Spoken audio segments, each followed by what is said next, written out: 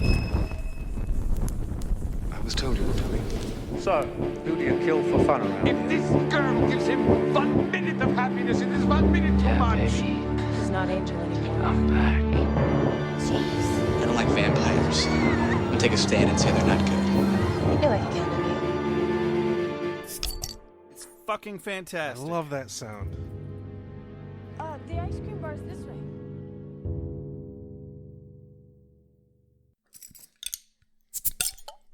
Hello! Welcome back. Welcome to Beer with Buffy. I'm Rex, I'm Josh. and this is the middle of the season. Season 2, episode 14, Yes, Innocence, Innocence. which is The- a continuation, The counterpart to surprise. which, Not a word you want to hear when it comes to losing your virginity. And Yeah. nevertheless, here we are. yeah. So, but before There's that, a lot of weight to this episode. it's kind of a heavy episode in several ways. I want to apologize in advance. I want to I have apologize some- in advance for Rex's apology, which is also I in have advance. some really crude jokes written here in my notes. Yeah. And I'm sorry for where this might go. I'm not. Unless it turns out to be a completely crass and rightfully offensive joke, in which case, whatever, this is the fucking wild, wild west of podcasts. Go fuck yourselves. Don't tell our listeners to go fuck themselves. So, we don't want them to go fuck themselves. We want them to listen to our podcast. You can go fuck yourself and I can go fuck myself, but that's about it. Yeah, what he said. So here we are, Snowmageddon Part 3. Yes. I think we're in third winter of Michigan. Somebody left the goddamn slushy or icy machine on again. Or, I mean, I swear to God, I cleaned off my car with my brush.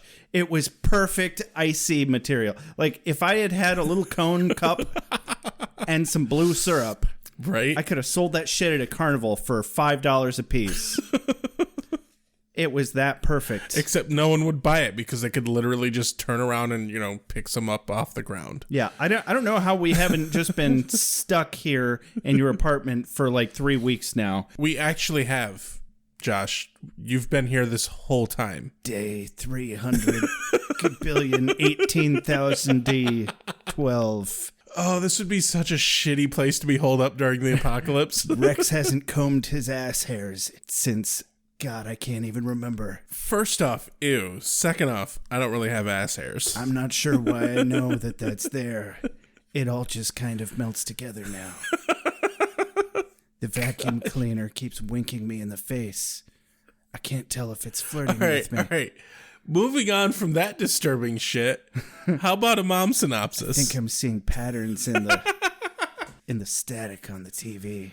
There is no static on the TV. The cable's been out since I was born. I haven't eaten since the pizza man came. He was pretty quick, though. Joshua! Stop acting like a cat that hasn't been fed for a half an hour. You've driven to your favorite coffee shop every day. Don't act fucking all depressed around me. I literally have postpartum depression because of you. Actually, it might have been your brother. I don't remember. I just blame both of you. Whoever's more convenient to blame. What are you doing, Joshua? You're just sitting there playing Ultimate Smash. Is this Smash Brothers? Yes, Mom. Yes, it is. You were there when I opened it for Christmas, remember? Don't talk back to me. Tell me about Buffy the Vampire Slayer. What are they doing in a mall? This town isn't big enough to have a mall. That's a very astute observation again, Mother. Thank you for noticing. Why is Spike in a wheelchair? Well, apparently they've just completely given up on his character. It's like the third episode. You didn't notice that he was in a wheelchair like the last 5 episodes, Mom? Well, that's what your job is, to tell me things that I didn't notice. That's why it's called a mom synopsis, Joshua. You're fucking this up. Well, Josh is good at that. You shut up, Rex. You're the reason he's a fuck up. I blame you and everything about you. Yeah, that tracks. You're just like me and my friends. We just use each other. Fun story. She actually said that to me about you. Really? Yeah. And I'm like, wow, that's really insightful as to how you view your interpersonal relationships, Mom. So this is not a psychology podcast, nor is it an Oedipus podcast, nor is it any kind of maternal, paternal, parental, anything podcast. No, it is a Buffy podcast. It is a comedy podcast About Buffy. about you laughing at my misfortune. And Buffy the Vampire Slayer. Also saying go fuck yourself a lot. Yeah. Go fuck yourself. Go fuck yourself. How do you feel about going and fucking yourself, Rex? Give us a call at 269 God damn it. 743 0783. We're not done with that joke yet? It's not a joke, Rex. We have a real voicemail that you, yes, you, I'm pointing at you, I'm pointing into the future on the other side of my microphone right now, through the ether and through the time-space continuum, directly at your forehead. Yes, John and Susie. Does anybody actually go by Susie? I don't know. I know a Susie. Cool. You. Anyway. Call us. Let us know how you feel. You know, I think maybe I just keep trying to force my will on reality and make it a joke so that it just stops being real. Anyway, on to why we're actually here. Season 2, Episode 14 of Buffy the Vampire Slayer. Try to have fun without me. We'll have Armageddon. Someone get the chainsaw. Someone get the chainsaw. Someone get the chainsaw. You are the one Someone get the chainsaw. You're going to hell. We open up on the lair, and Spike is pissy as hell. The Slayer lair. Yes, the Slayer lair. The lair of the Slayer. Spike, the vampire Slayer, Yes. who He's can't slay this Slayer. still in his fucking wheelchair. You have the judge, or as I like to call him now, Judgy Poo. I stick to Erasmus. Okie doke. He's got a lot of nicknames in this episode. Yeah, he does. So he's just kneeling in the corner. Spike gets whiny again immediately. He calls him Big Blue. There's another one already. Yep. Big Blue just sits in the corner all day. Sorry, I got a little too cockney on that. A little too much. Yeah. Right. Well, then, what are we going to do today, Brain? Narf. Same thing we do every night, Josh. Review Buffy the Vampire Slayer. Oh, right. But where are we going to find rubber pants? Anyway. I missed that cartoon. It's a good cartoon. Oh, so Drew, in this scene, she seems perfectly fine, and then all of a sudden she, freaks out, and I guess she is able to sense what's happening with Angel. She's having some sort of premonition or vision connection with Angel. Yep. Whatever. Quick cut to Buffy laying in bed at Angel's house. She's like, oh, he's gone. Quick cut from there to Angel outside. Kind of picking up from where the last episode left off with him. I don't understand why he ran out, but whatever. He panicked. He made it pretty far. He looks like he's... for fuck's sake, he had time to put clothes on. But anyway. I want to talk about the logistics of what he does here. So, the woman walks up, and she's like, hey, are you okay? Because he's writhing on the ground in pain. He hops up, grabs her, and bites her, and she was smoking. And so he blows the smoke out. He had to have, bit her, drank the blood, and then inhaled the smoke to blow the smoke back out. Yeah. It makes no fucking sense. You know, I don't care. I thought it looked fucking cool. It did. Comes back up.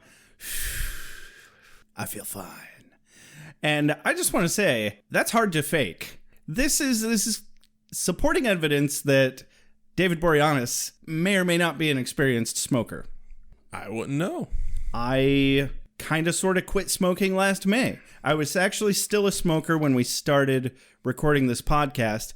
And if you've been listening from the beginning, you can probably tell the difference in my voice. Yeah. If you're a smoker, stop it. It's bad for you. I was a smoker for 8 years, and it was the dumbest thing I ever did. But yeah, Well, so I just kind of figured he bit far enough into her neck that he got to her windpipe. That kind of makes sense to me. yeah. It was a fun moment. Yeah, it's a good moment. You're ruining it, Rex. Cinematically, it's a good moment. Logistically, it makes no fucking sense. But obviously, they don't give a shit about making sense in this show very Logistically, much. your face doesn't make any sense. Okay, mister? All right? My face makes perfect sense. It's my face. It does exactly what it's supposed to do. What? Look dumb? Sometimes. Yeah. Well, At least it doesn't look as dumb as your face. that's very original. No, you're a dumb face. I know you are, but what am I? I'm rubber, you're glue. So everything that bounces off of me because you said it goes right back in your direction and stays there because of the adhesive. So watching this 90s TV show, we have now reverted to being teenagers. What? So opening credits. Can't help it, and you're welcome. Opening credits. We're at Buffy's house. Oh yeah. Also, vaping wasn't a thing yet, so he wasn't. That couldn't have been vape. Oh, yeah. Yeah. Oh, it had. I mean, it's possible that the technology. I'm sure the technology existed, but nobody had direct immediate access to it. Yeah. But Buffy sneaks into her house. She has forgotten that she had actually already lied to her mom and said that she was going to be at Willow's. Oh yeah. Did you have fun at Willow's? What? There's a lot of those in this episode. What?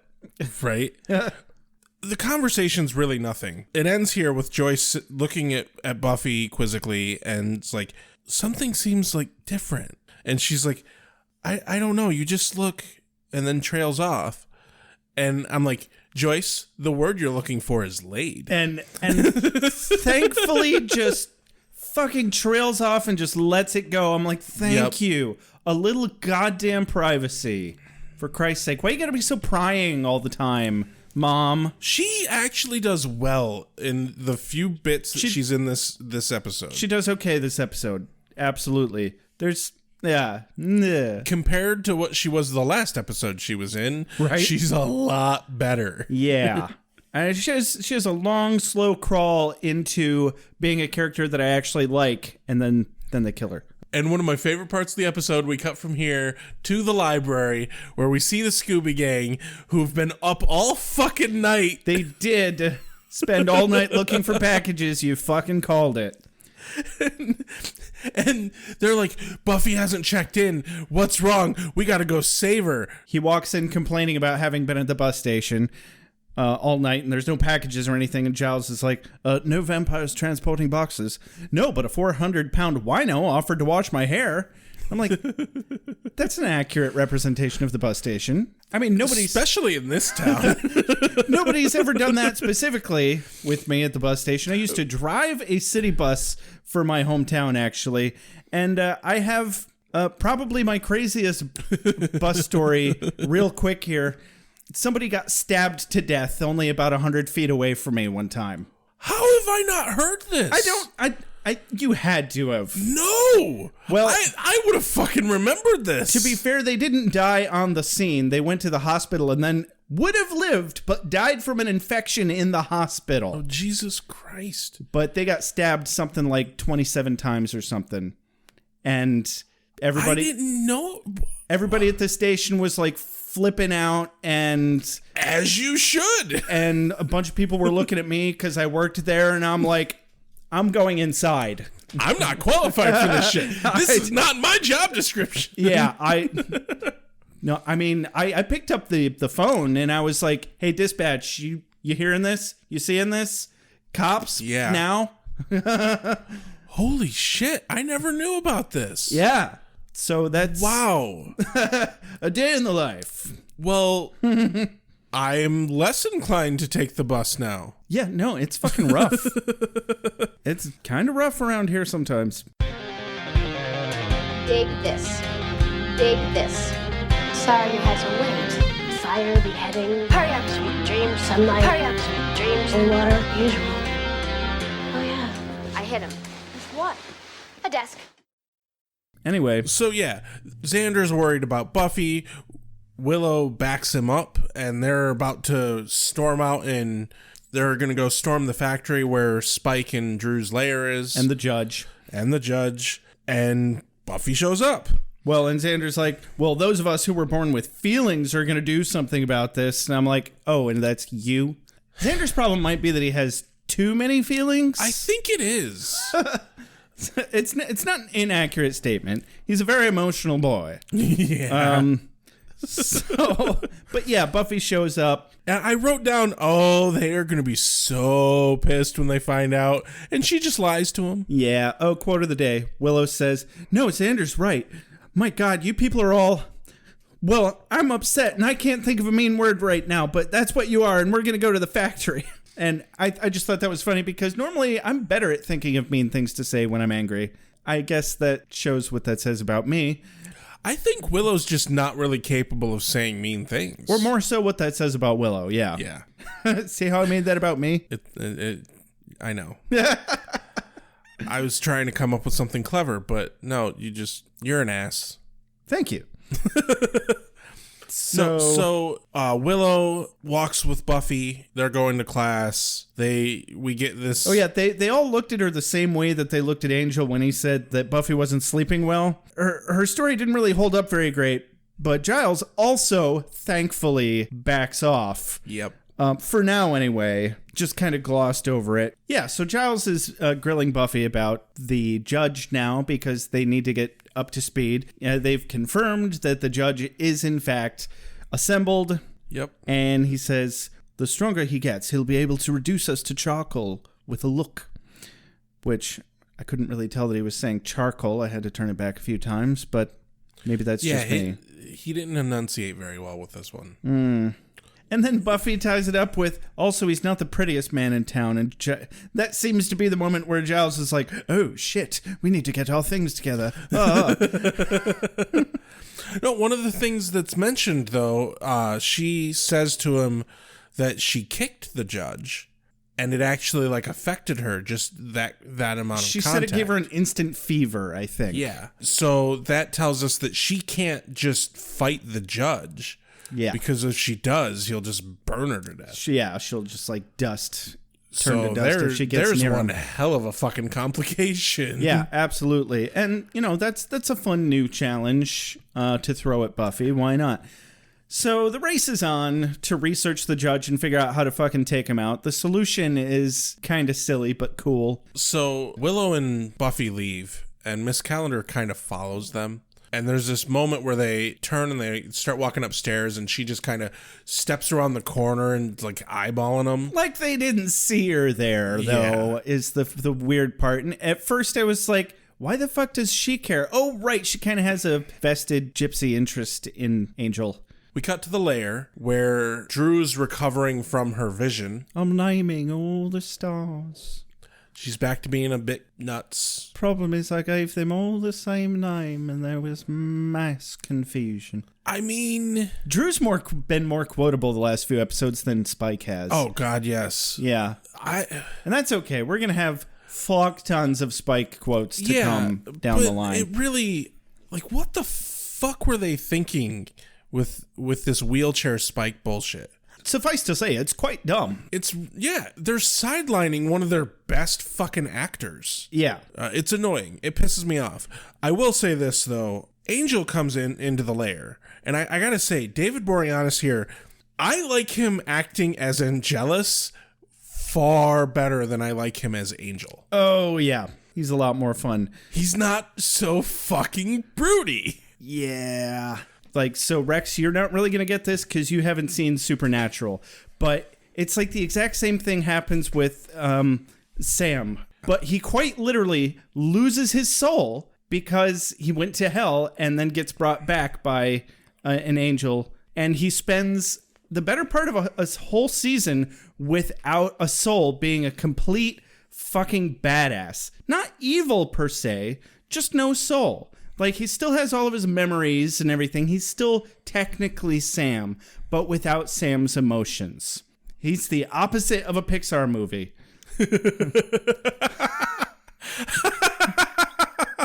What?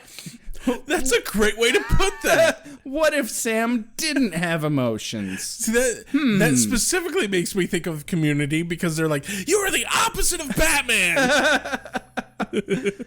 Very nice. Yeah, and so we have pretty much exactly the same thing happening here. I dare say Supernatural may have stolen it from Buffy. That's possible. So I'm a little annoyed at how easily the dynamic between these three, Drew, Spike, and Angel, just reverts back to what it was. Picks right back up. And, like old friends meeting up for the first time in a long time. And like, I get what they're going for, but it's still a little obnoxious. Yeah, suddenly Drew doesn't seem to be pissed at Angel for destroying her family and fucking with her before he turned her into she's proud of it. A vampire. Because now she's all like, oh, he wants to hurt Buffy, just like you did me. Yeah. Like, okay. And so that's the plan. He makes a deal with Spike. So I did have a little bit of a Spike quote. Okay. It's when she's talking about the stars. He says, you can't see the stars, love. That's the ceiling. Also, it's day. Just, I fucking love dry humor. And also, it's just a little bit of a smidge of the old Spike. Yeah. Just slight window into... I miss him so much. Into fun Spike. I miss him. We miss you, buddy. So yeah, Angel's plan is he makes a deal with Spike that he wants one whole day to just really torture the fuck out of Buffy, and then he'll let Spike, destroy the world with the judge. Really? Yeah, I missed that. Okay. Yeah, that's the deal they make. But yeah, so that's how they figured out that Angel doesn't have his soul, is the judge can't burn him. There's no humanity in him. Thanks, Araz. Yep. All right. There we go. Araz. Thanks, Raz. So, Raz. Do you get the feeling that he was only introduced as a device just to be able to confirm to Drew and Spike that Angel doesn't have his soul? And to just be another little bullshit red herring kind of transition into Angelus being the big bad instead of the judge being the big bad that he could have been. I didn't even consider that when watching it, but yeah. Just like Luke really could have had a much better storyline than they let him have. Oh, no, the guy who plays that role, like, he's actually like a pretty good fucking actor. He's got a pretty good presence. Yeah. I think he needs some voice lessons to work on his diction a little bit. But other than that, I enjoy him as an actor as well. But anyway. No, I think you're right. I think they literally just came up with the judge solely to be able to easily prove that Angel doesn't have a soul. And, that's fair. That's a fun little device. And we got Raz back. Yeah. So that's fun. You mean besides me? No, I didn't ask. You mean besides me? Do you believe? I didn't ask. We have to achieve our dreams, otherwise we wither and die. We're going to the other cool place in Sunnydale. Cut to the library. Yeah, so, in the library we have Willow and Giles and Xander, and Willow's on the phone with Buffy, and Buffy's out looking for Angel everywhere. Of course, she didn't think to look in the lair where he is. Well, why would she, to be fair? Here's the thing, though. I would. If I can't find the person I'm looking for, and there are bad guys who want to kill me and the person I'm looking for, I would go make sure that the bad guys don't have the person I'm looking for. Okay. He could have been captured, is what you're saying. Exactly. Fair enough. Why didn't she confirm that? That's an interesting question. Yeah. Because that's where he was last time. Yeah. Yeah. So Buffy's pointedly upset, and Willow's trying to, like, calm her down. Yeah. And so Xander gets up, kind of storms off because he's tired of looking at the particular book that he has. So they're all in research mode. Yep. Him and Cordelia end up back in the stacks, hidden, hard air quotes, from the rest of the Scooby Gang. Cordy is talking to Xander, and she says, oh, you were just gung-ho to go save Buffy. You'd die for her, but you wouldn't die for me. And he says, well, I'd die from you. Does that count? Yeah, I forgot about that one. Okay, I didn't write that one down. That's a good one. I just got the part where he's like, "Can we just kiss and make up?" And she says, "I don't want to make up, but I'm okay with the other part." And she did this impressively cute thing with her nose. I noticed that. Her whole smile and everything, the entire expression on her face was adorable. These two actually really fucking like each other. Yeah. Or at least that's what this scene made it seem like. Definitely. And then, of course, poor fucking Willow God. sees this. They're kissing. The way they do the cinematography in this is pretty good.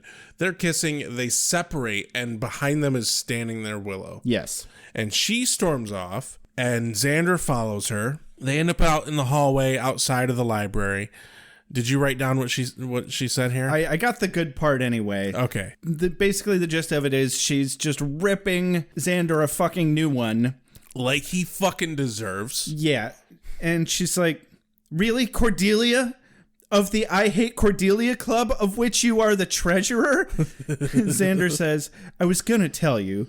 Willow says, "What stopped you? Could it be shame?" Xander says, "We were just kissing. It doesn't mean that much." Willow says, "No, it just means you'd rather be with someone you hate than be with me." However, that being said, I also think it's important to note that nobody, under any circumstances, should ever have to feel obligated to be in a relationship with somebody that they're not interested in. Oh, definitely. And even as much as we feel for Willow's pain in this moment, I think it's wrong how they paint it.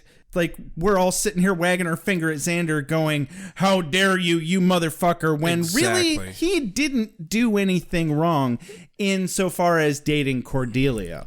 No, the only thing that he did wrong at all was not give a direct, "I'm not into you like that, Willow." Yes. But on the other hand, though, it's not really his fucking responsibility. At this point, Willow, holy shit, get the fuck over him. She's already got Oz hanging out in the background here, and she's like way into him, and he's like way into her. But, you know, I get that she's still got this old flame for Xander, but this is hands down the episode that smothers the fuck out of that. Yes. Damn. Fucking finally. Yeah. Good times. Angel's apartment? Yep, Angel's apartment. Angelus is a dick.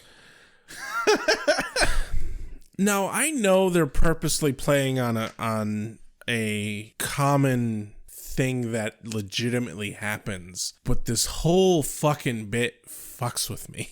Because there are asshole guys out there that do this, where they butter a woman up solely to get them to think that they like them, to get into their pants, and then immediately they turn cold. There are guys who do that. And that's their game. That's how they get their jollies. It's not even about the sex.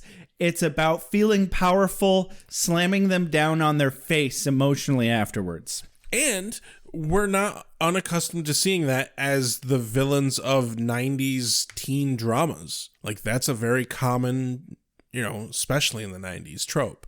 What kills me here is David Boreanaz plays it off so fucking well. Why wouldn't I take off after last night?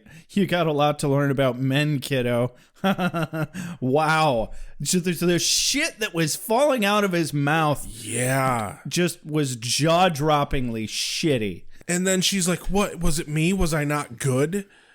Oh my God. Like, and I get that this is now the demon talking, literally, and the angel we know isn't in there. Yeah, but she doesn't fucking know it. She doesn't know that, and Angelus, as a psychological manipulator style of villain, is doing a really good job playing his angle here. Yeah. I mean, I think he kind of blows it a little too soon. Definitely. They figure it out really quickly that it's not actually him, and therefore kind of relieve him of any power he could have had over them if he'd just hung on to the illusion a little longer. He kind of overplays his hand. He does. I wonder if that is a product of the time of having a soul. Because the Angelus that we heard about, that they read about of the past, was way less likely to blow the plan this early. I don't know. He doesn't strike me as good as he should have been, you know? Yeah. He's definitely, especially in this scene, doing a good job of manipulating Buffy. I think it's mostly just a product of the writer team and their well-established, consistent habit of not being able to hold on to suspense for very long. Yeah. Before they're just I like, think you're hey, that's what it was. Hey, wasn't that cool, guys? Don't you like how we did that? They need the validation too much really quickly, like us. Yeah. Which is why we're doing a podcast. So Please follow us on Twitter at Beer with Buffy. yes. So from And give us a call. God damn it. 269-743-0783. We have an actual voicemail. It's not a joke, Rex. This is real life. No, it's not a joke. This is real life, okay? And you need to get used to that. Now go clean your room. My room is clean, you asshole. Oh. Well, Also, you're not my real mom. I'm not your real dad either. I just want to make that clear. Oh God, I just almost died on beer. Yet. What do you mean, yet? We haven't gotten that legally taken care of. What? I've got it set in my calendar. You didn't write that down? I'm confused. Don't worry about it. As your legal guardian, it's my responsibility. Oh God. Okay, moving on. Moving on to I Miss think Calendar's it's time house. for us to have the talk about the birds and the bees. Shut up son. about your talk and the birds and the bees. Moving on to Calendar's house. Wait. So God damn it. I thought the quintessential part here in this scene, as he's leaving, she's like, "I love you," and he's like, "Love you too, babe." Yeah. Literally, like the gun fingers and the winky face. I was like, "Oh, fuck you, Angelus." Oh God. You dick. There's a reason why you're here. Reason what's now. There's a reason why you're here. Reason what's now. So from here we go to Calendar's house. Yes. And she's talking to her uncle. This is when we really understand the ins and outs of the curse. Which Miss Calendar apparently didn't know until up to this very point. This is the scene where the curse is completely 100% outlined to us as to what it means, why it works the way it does, Yeah. blah, blah, blah. And why it's imperative that it not get broken. Right. Yeah. So the common criticism by most fans and non-fans of this episode especially, and Angelus in general, is that dude got laid, that's his happy moment, and then he doesn't have a soul. Yeah. And the problem being, oh, so the orgasm is your happiest moment. Mm-hmm. Definitely. And Which even we made note of last episode. right, but I because of this scene, I actually want to address it specifically because her uncle says, and I quote, "The moment the soul no longer plagues his thoughts, and that soul is taken from him." So, what we saw in the previous episode is the moment his soul actually leaves him is after they had sex. Yep. And they're laying in bed, and he's laying there content and happy and in love with Buffy. Yes. And that is the moment that his soul is taken. Yes. So it had nothing to do with the actual sex. That's right. Suck it. All you naysayers. You bunch of naysers. The sex plays a part in that it is an act they do out of love, but it is unquestionably that the moment that makes him lose his soul is the moment that they are laying in bed afterwards. Yes, absolutely.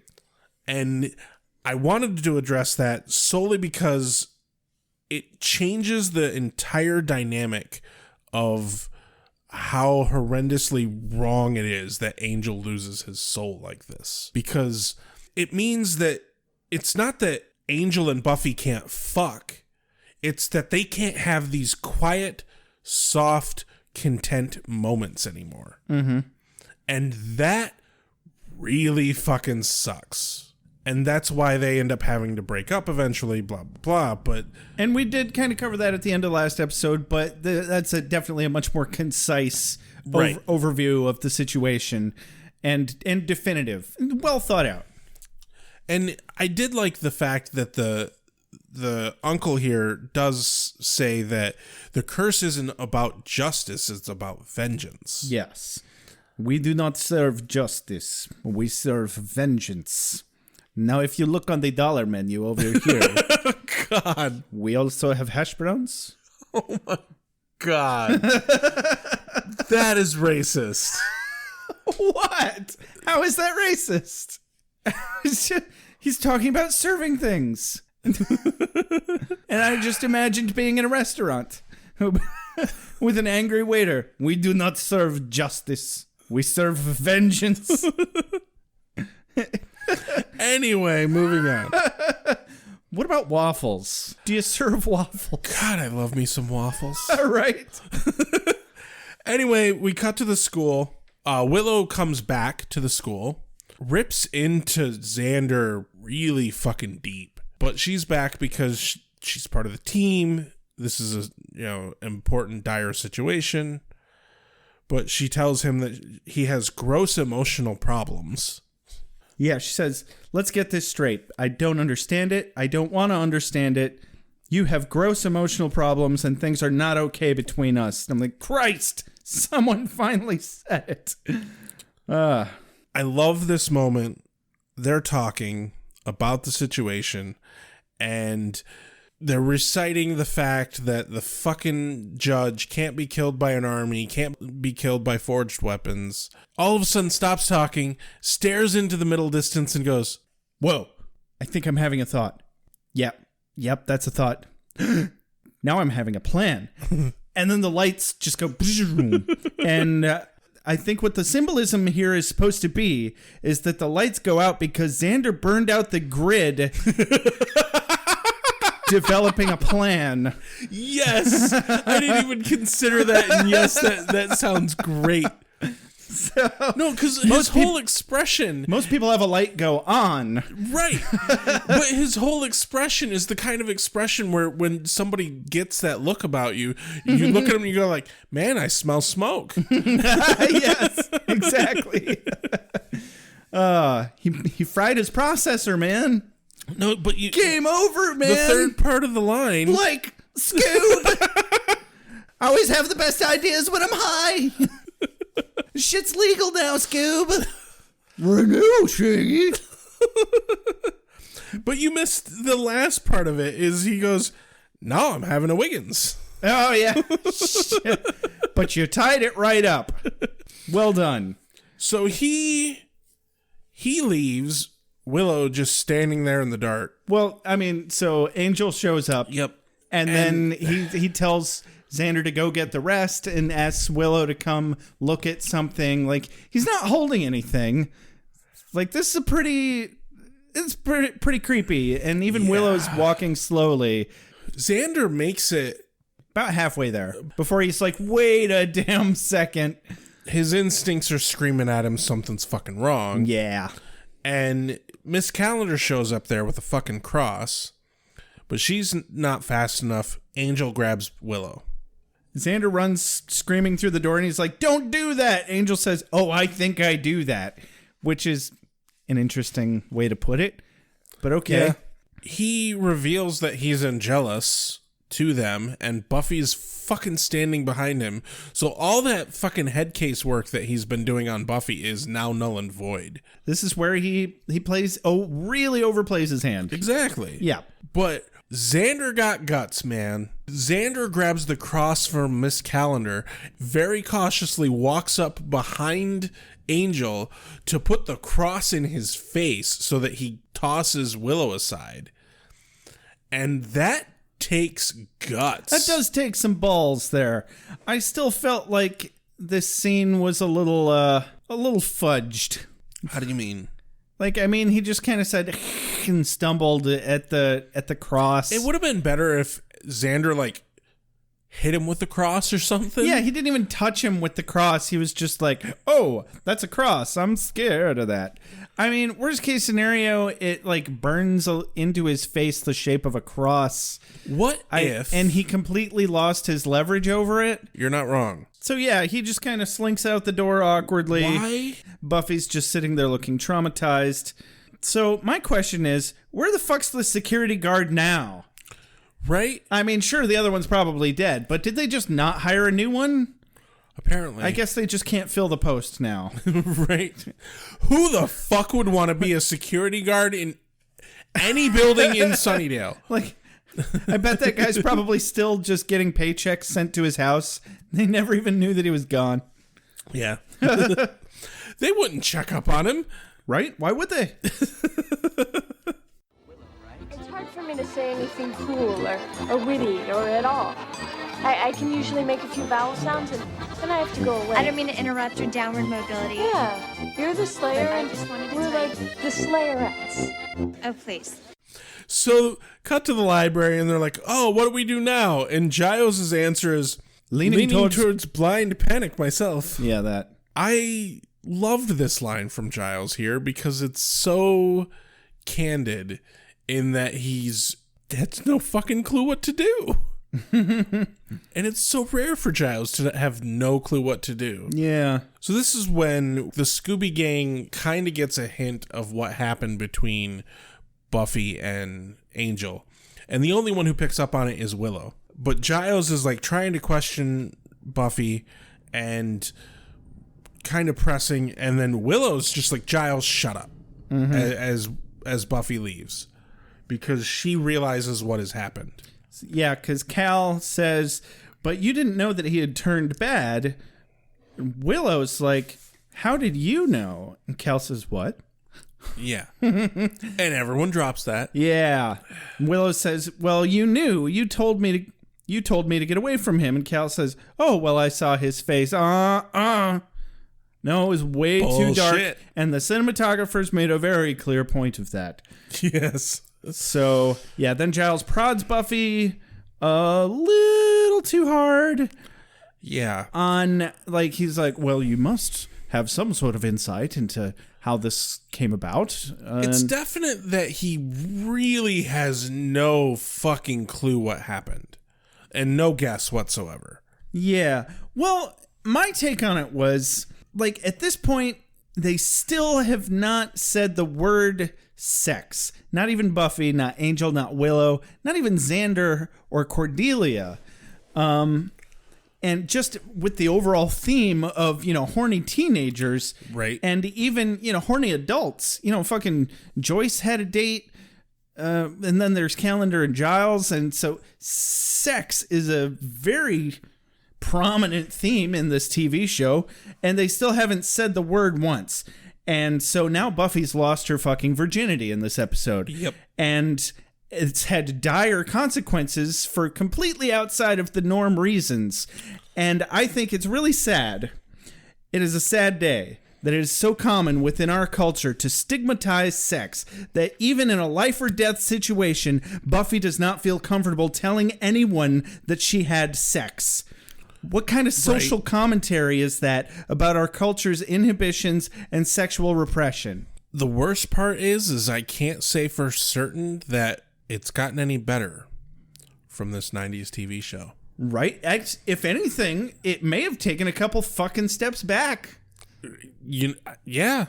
It feels like we're still living with the fucking Puritans sometimes. You have to just not have sex, and you have to be ashamed of it if you do. Shut the fuck up. Bullshit. None of us would exist if people didn't have sex. And I wouldn't exist if people didn't have premarital sex. And I wouldn't have any motivation to do anything if it weren't for sex. Nobody would. It's not just me. If you think you're otherwise, you're lying. You're fucking lying. There are some asexual people. Just because, okay, all right, son. We're gonna... This is why we needed to have that birds and the bees talk, all right? Anyway, moving on from that weird joke. This is the moment after Buffy leaves and Willow tells Giles to shut up. Cordy says, well, this is just great. There's an unkillable demon in town. Angel's joined his team. The Slayer is a basket case. I'd say we've hit bottom. Xander says, I have a plan. Oh no, there's a lower place. But he tells her they need her.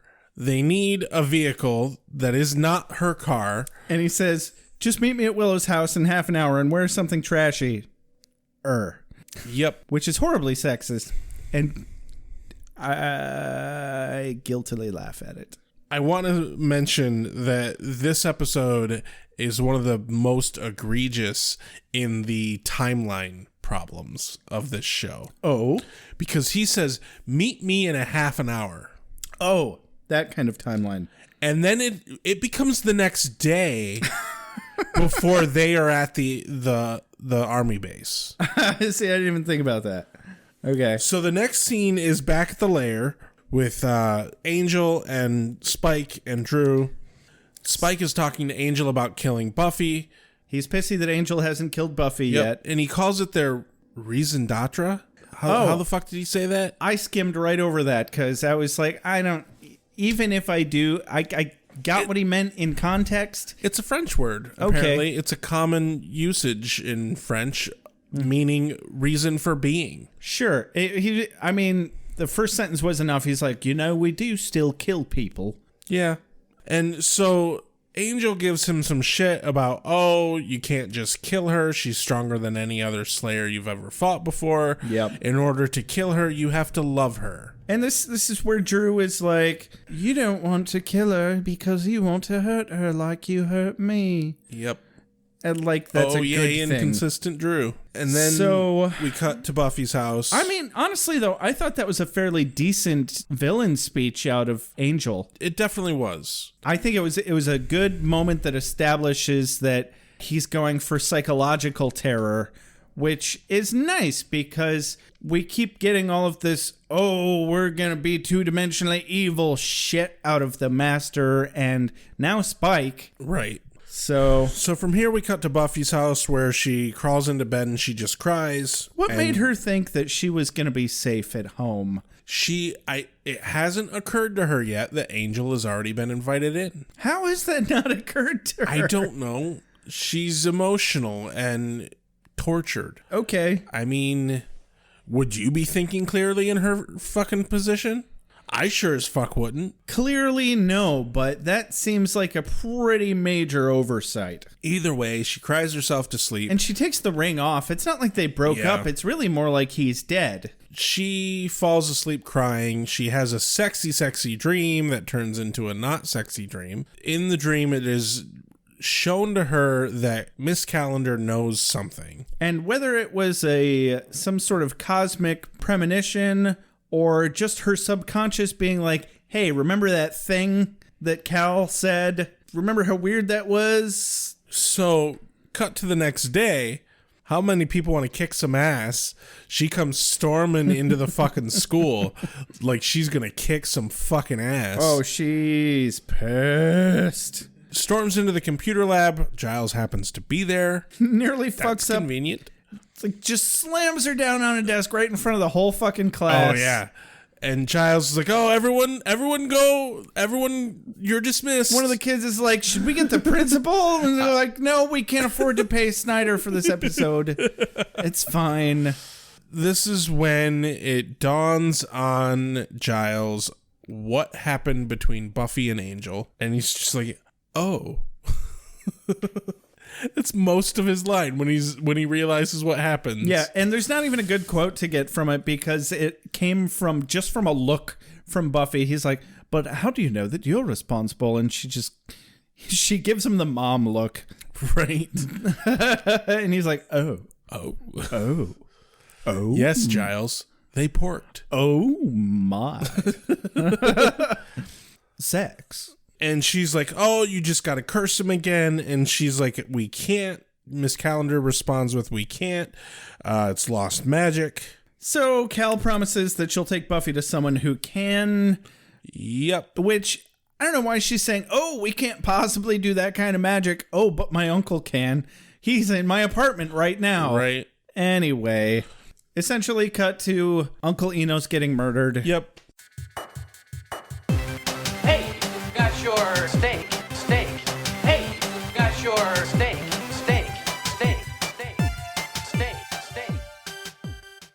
And then to the army base that happened the previous night. Xander's fucking plan. This is an impressive scene.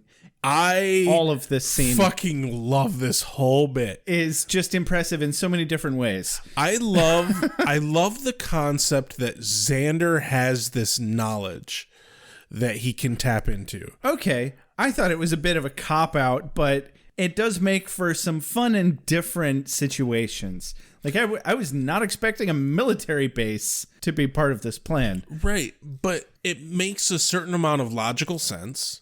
Yeah. And it gives Xander some weight in the story. Yeah. And this plot point comes back later in the series, too. I do vaguely recall that as well. So the army base, they show up in Oz's van, which, by the way, especially with the way they shot it in this, it's the fucking Mystery Machine. Oh, basically. Yeah. That's the van, and I bet they fucking did that on purpose. It is very possible. It's entirely possible. The fucking Scoobies are in the fucking Mystery Machine, for fuck's sake. Oh my god, the plan. Like, you guys, the security around here is terrible. The plan is for Xander to take Cordy into the armory under the pretense that he is a soldier, taking Cordy into the armory because guns make women hot. And they could have played this scene a little better. I feel like no soldier is as incompetent as this dumbass guard that let Xander get all up in his face and handle his gun. He just let him reach up and grab his gun and move it around. He's like, all right. What does he call him? Nincompoop or something like Ninny? I don't know. Numbskull. But Xander chastises him for wearing boots that aren't regulation and holding his gun like a sissy girl. Yeah. Oh, and his post wasn't covered.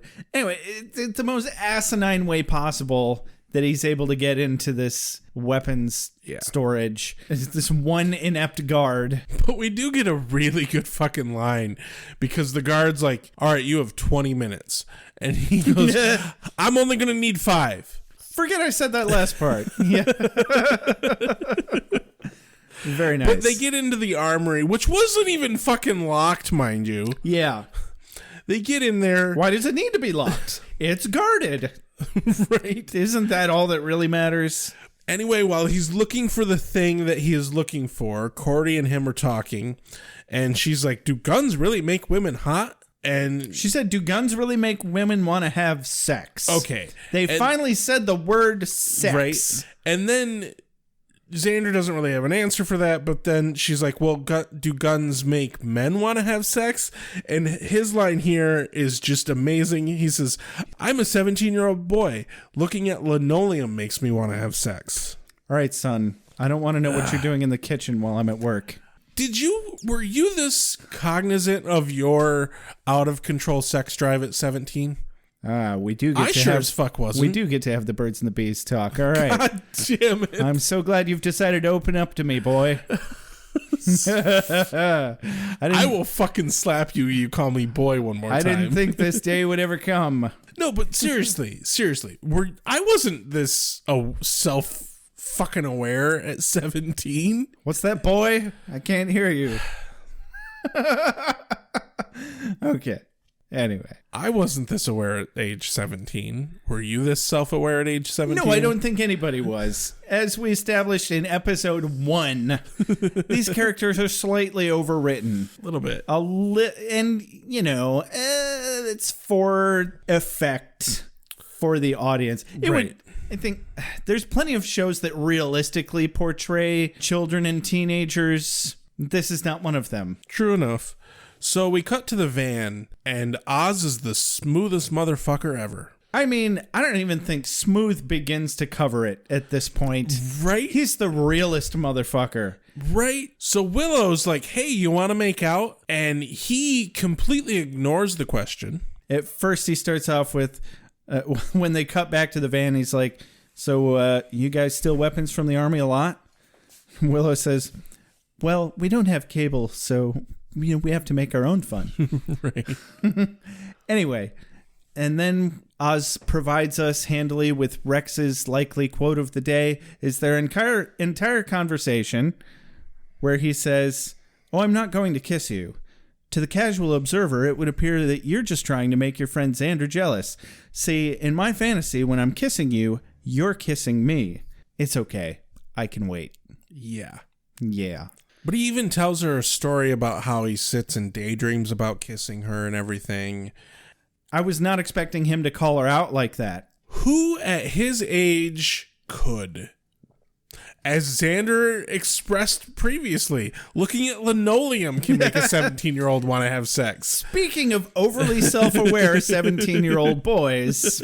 This is the exact moment where Willow falls for him. Yes. And you see it in her face because Allison Hannigan is an amazing fucking actress. Dear God, yes. You see the moment in her eyes when she falls for Oz. Yes. And it is fucking perfect. I think it was at this very moment that Willow's panties suddenly became a suitable home for most sea life. Oh, God.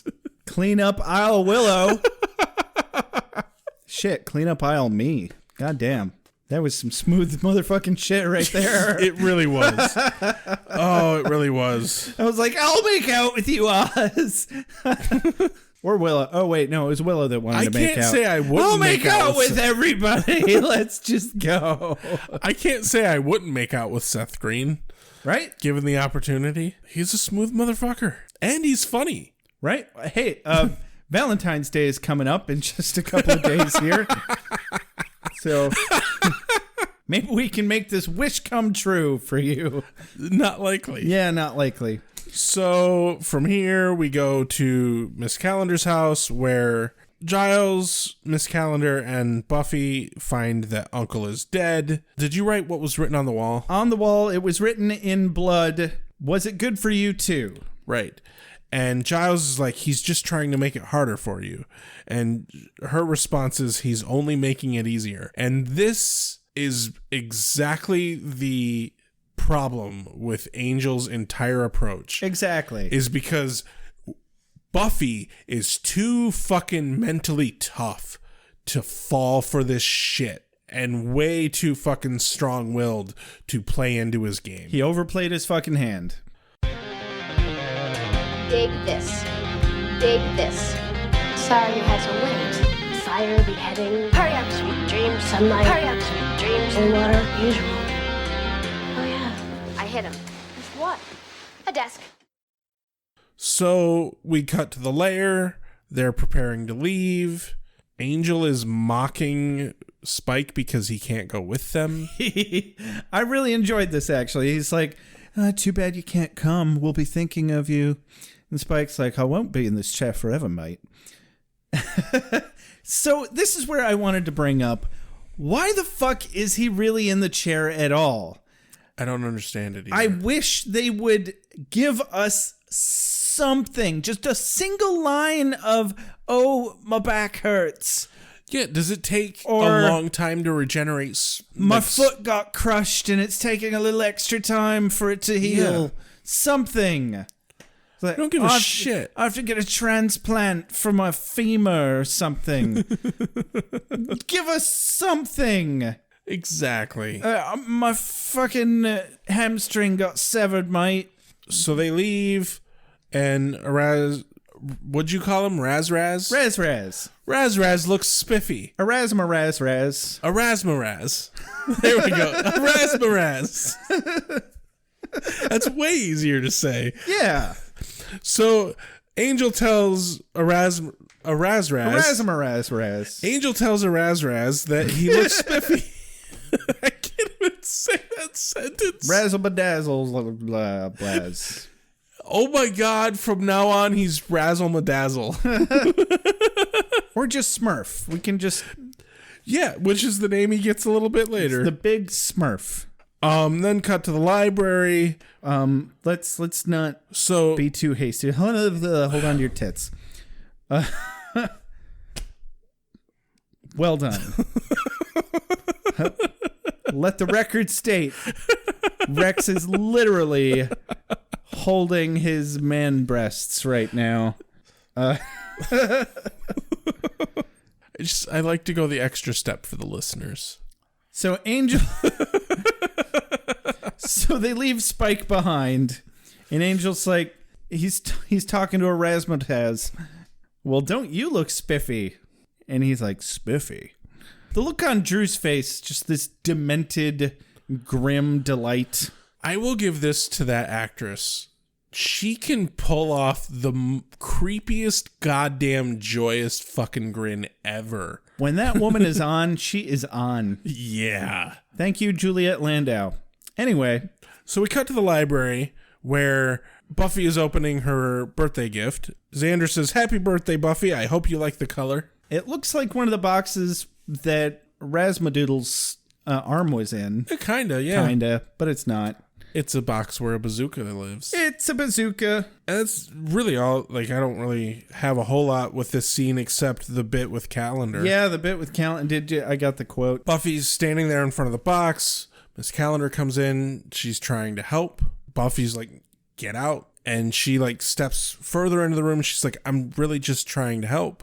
And Giles, cold as fuck, says, "She said get out." She said get out. And then turns around and just the look on Miss Calendar's face. You thought you had some righteous indignation over Giles when he endangered you? Well, guess what? You've been lying the whole time. Miss Calendar fucked up. About something pretty serious. Yeah. So, yeah. About that. I question whether or not Miss Calendar was brought in specifically to be a gypsy in this scenario, or if it was an afterthought. Right. It kind of feels like it was an afterthought. Yeah. A little bit. How can we make Giles more tortured? Sure. I thought it was a fun choice anyway. I like where they're going with it. No, I definitely like this. And then they're like, how are we going to find them? They're not going to be... They went to the lair, but they weren't at the lair. Spike was hiding. Yep. Oz is proving his worth repeatedly, but essentially it's, where are the people gathering? Well, Oz knows. And the mall. Yeah, because this fucking city, Sunnydale, this fucking booming metropolis, small, rural, quaint, urban hotspot of a fucking town. Is it big? Is it small? Is it booming? Is it quiet? Is there nothing to do? Is there a gigantic mall? Yes. All of these things. So the Scooby Gang are coming in. Buffy barges in. She's like, everybody keep back. Damage control. Only take out any lesser vamps you can. I'll handle Smurf. And he looks like a Smurf. He does look like a badass Smurf, mind you, but he does look like a Smurf. Kind of like Gargamel fucked a Smurf. A little bit. And then somehow that baby actually came to term. Because we know there was only one female Smurf. Right. Which Gargamel made, by the way. Smurfette was not a natural thing. Really? No, Gargamel made Smurfette specifically to lure Smurfs. Ew. Ew. So, were you practicing that? Did you practice that? No, did it get better? It got way better. Oh, thank you. That was excellent. Awesome. See how we build each other up? Go fuck yourself, Rex. Yeah, fuck you too. Yeah, so... Raz and the vampire backup crew, the backup singers, show up. So Buffy's, he like fucking tries to kill everybody. Yep. Big fucking deal. Buffy stands up with her goddamn bazooka. He doesn't know what it is. He's like, "You're a fool. No weapon forged can kill me." And Buffy was like, "Yeah, that was then. This is now." Takes aim. Fucking Angel and Drew bail. Like slow-mo bail scene. They're like, immediately they're like, "Oh fuck, that's a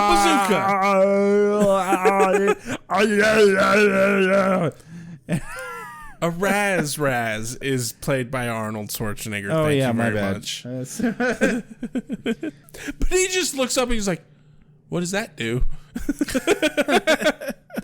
Best Wait. possible last words. Get to the orange, Julius. That was decent. It's not a bazooka. I'm gonna keep trying. No. Stop trying. Do it now. Anyway, he says, what does that do? Hey, what- She shoots him with a fucking bazooka. What's that blows his ass up.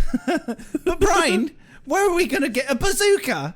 And then she tells the rest of the Scooby Gang to just pick up the pieces. And Buffy runs off after Angel. Did they think it was gonna add dramatic effect having them fight under the sprinklers? I don't know. It really didn't help. I mean, it's a decent fight scene, but not... I mean, there's something about that dramatic trope of, somebody answering the door and they're standing in the rain and they're having this dramatic moment. I think they were kind of going for that, but they're like, but we're Right. indoors. How do we make that happen? Well, there's a fire from the bazooka, right? Right. So, Buffy kicks Angel's ass. Well, kind of cracks his balls open. That too. Wide open. She can't bring herself to kill him, and he calls her on it. And so she just nut shots him. She opens up his ball sack, crawls inside, closes the door behind her. Oh, God. This again brings questions about the physicality of how a vampire works. I was thinking the same thing. Yep. He can't have kids. Why is there any, Yeah, does that really apply?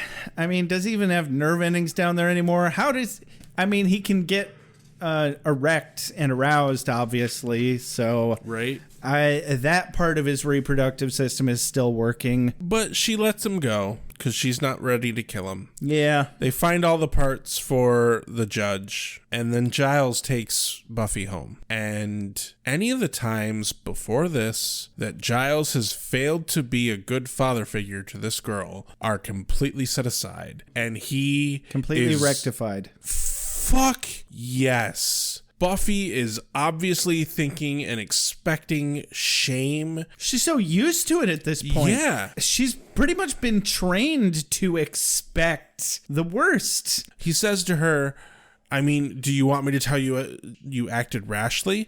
That's true. Irrationally. That's true, but you loved him. He loved you. This was who could have fucking known? She couldn't have known. Yeah. And he doesn't chastise her at all. And it's the best possible fucking response he could fucking give. Specifically, he says, if it's guilt you're looking for, I'm not your man. The only thing you'll get from me is my support and my respect.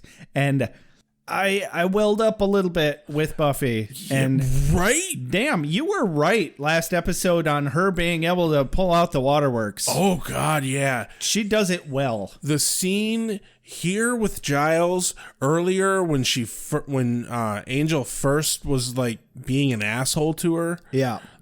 She is really good at that. Definitely. Really fucking good at it.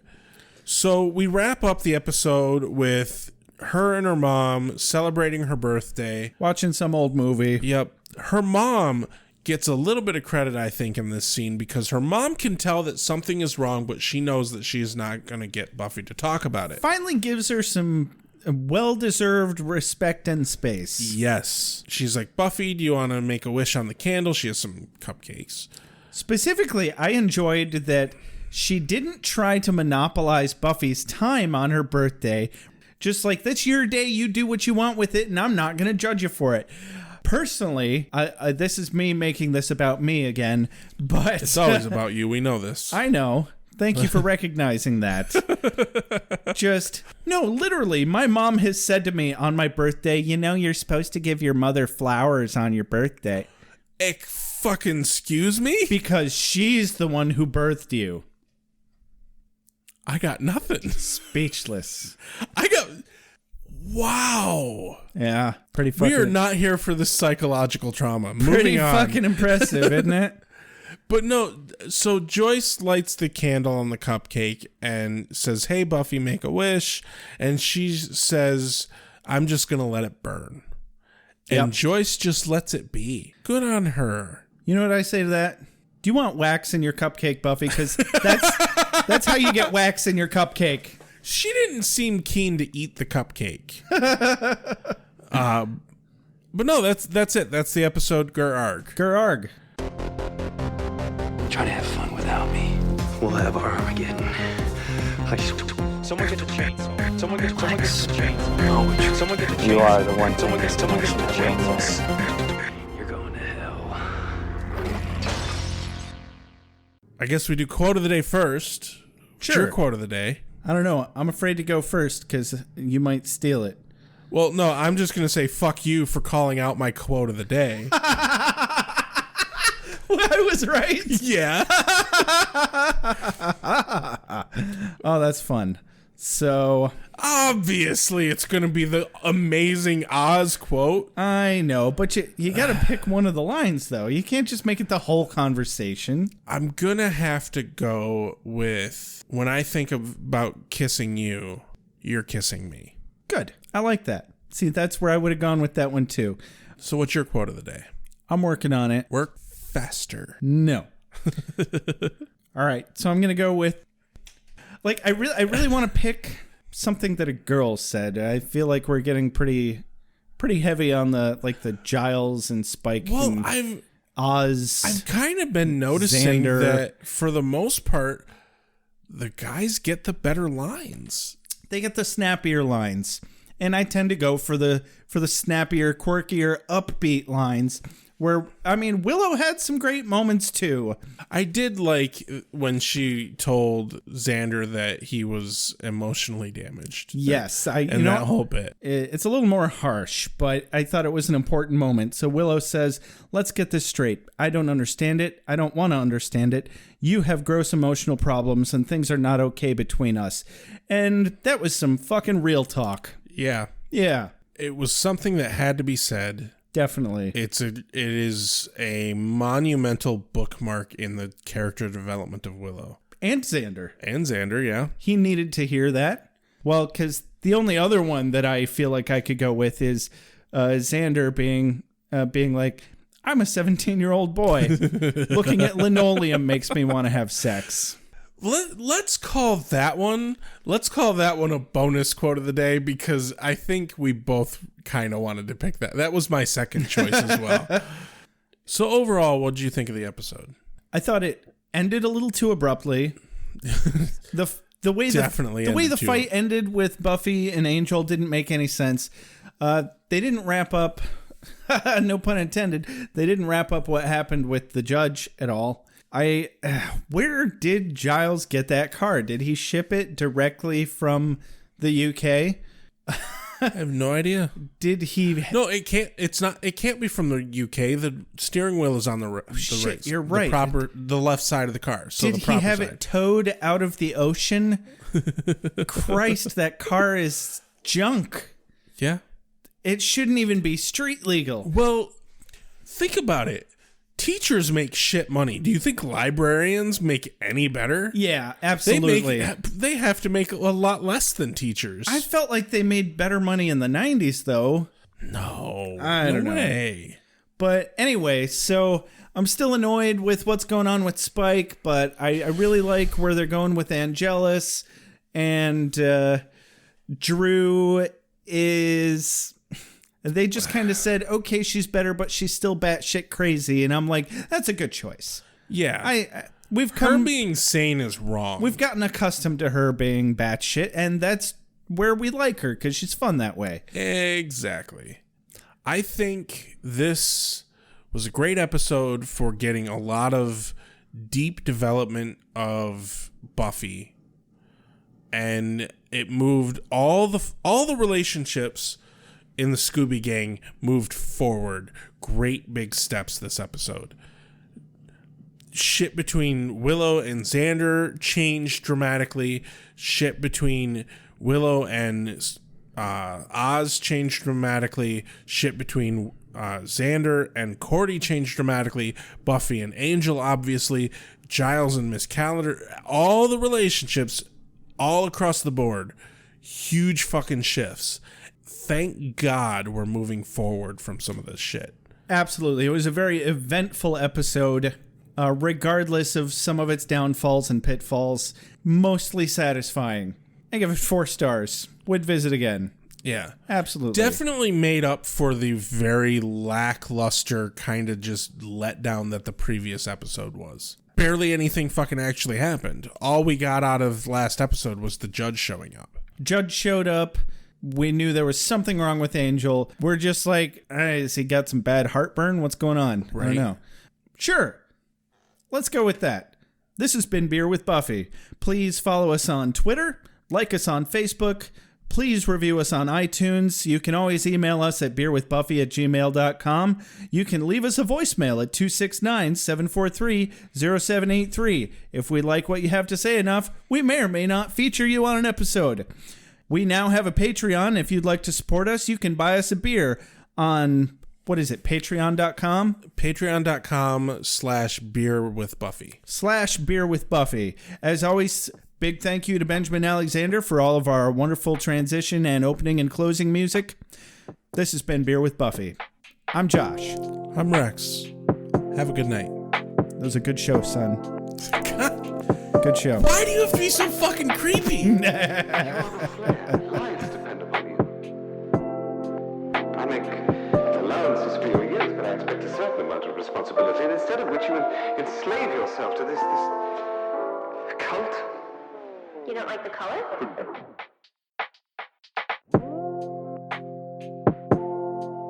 You have a sacred birthright. You were chosen to destroy vampires, not to wave pom-poms at people. Why can't you people just leave me alone? You are the Slayer. Go ahead. Prepare me. I'm a watcher. I haven't the skill. Oh, come on.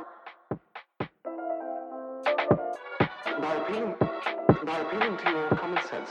Common sense.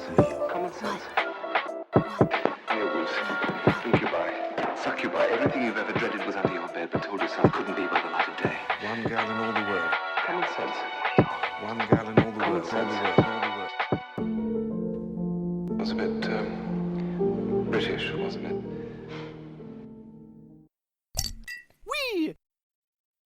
Wait, what have we done? Why are we watching this?